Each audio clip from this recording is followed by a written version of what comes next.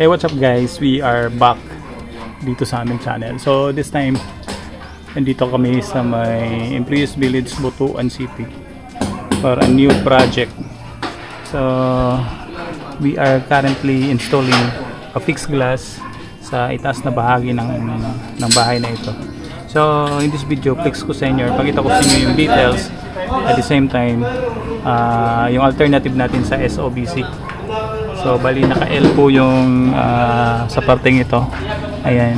And then the other one right there is naka-diretso lang po, and then naka-divide siya into 3.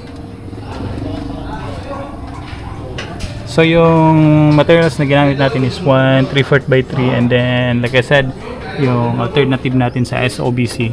So nakakamura tayo dito guys.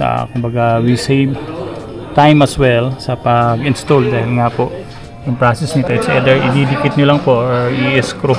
So yung ginawa natin is in-screw natin siya using gypsum screw na either pang metal or pang kahoy. And then since yung available na glass natin is short siya ng konti, naglagay tayo dito ng kalso. No worries about this one, dahil nga po ma-hide naman po yan ng ating silicone. So to know more about the process, yung pagkabit natin dito guys, pakita ko sa inyo. And then nga pala, bago tayo magpatuloy, kung bago lang kayo dito sa aming channel, please do subscribe, and then palike and share na rin po nitong aming video. Ayan, so palihog ko din ito, silikon na to.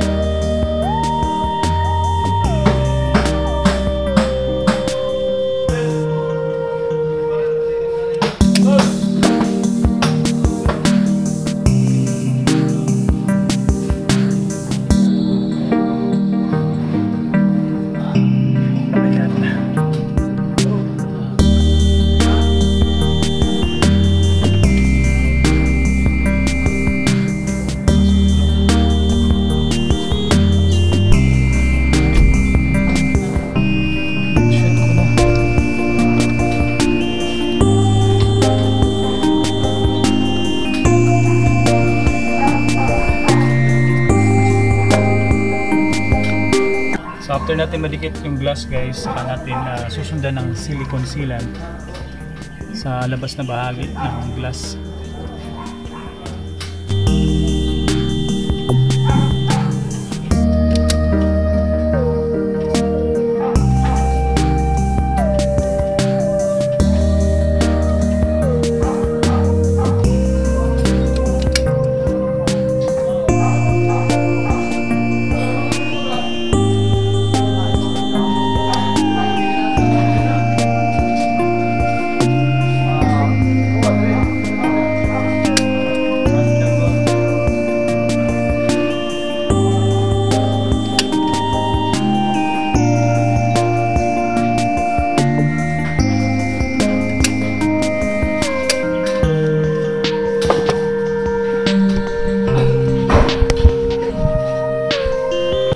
So ayun na guys, nakabit na natin yung glass.